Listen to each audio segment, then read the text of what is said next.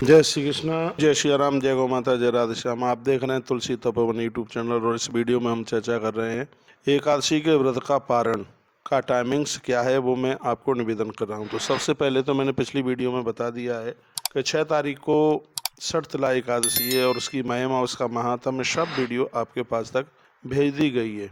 इस बात का जरूर ध्यान रखिएगा कि एकादशी के व्रत का जो पारण है वो त्रयोदशी लगने से पूर्व ही किया जाता है।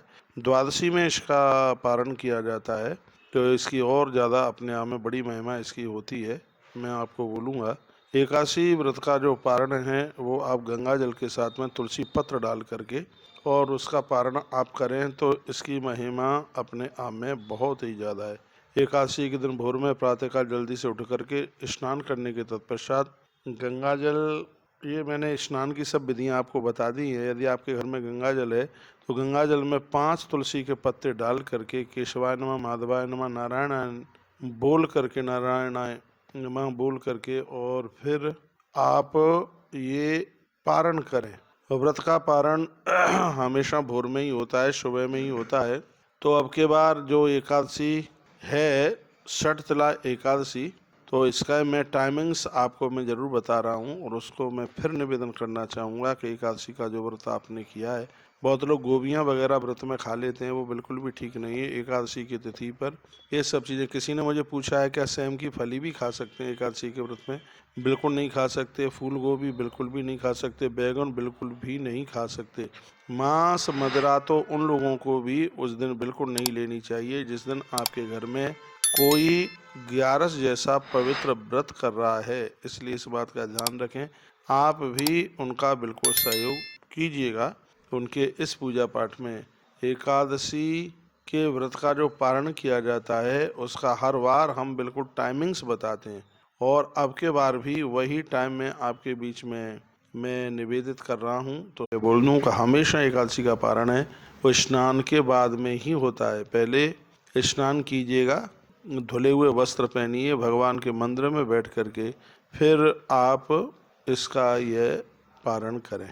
तो ये पारण जो आप करते हैं, इस पारण के द्वारा आपसे जो अनजान में यदि कोई त्रुटि, यदि कोई गलती हो गई है तो उसका प्रायश्चित हो जाता है। अब के बार शर्तला एकादशी का जो पारण का टाइम है वो 7 फरवरी को है और सुबह 7:07 से लेकर के और 9:19 तक शर्तला एकादशी का इसमें पारण किया जाता है। और मैं एक बार और निवेदन करूंगा, द्वादशी के दिन उड़द तिल मिला करके उसकी एक खिचड़ी टाइप की बनाकर इसको भगवान को भोग लगाया जाता है। एक बार फिर मैं आपको निवेदन करना चाहूँगा, 7 तारीख को आपको तिल और उड़द की खिचड़ी बना करके भगवान का भोग लगाइए, लोगों को बांटिए, तो आपकी शर्तला एकादशी अपने आप में बड़ी सिद्ध हो जाएगी। पिछली वीडियो में मैंने निवेदन किया है कि इसको शर्तला एकादशी क्यों कहते हैं।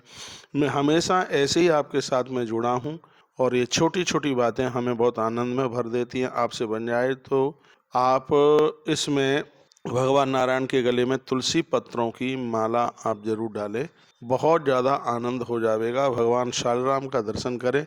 कल हमने कथा में भी भगवान शालराम के महत्व का वर्णन किया है। यह पारण आप गंगा जल के साथ ही करें। गंगा जल में तुलसी पत्र डाल करके और आप पारण करें। इसमें 3 बार आचमन किया जाता है भगवान के नाम का उच्चारण करके।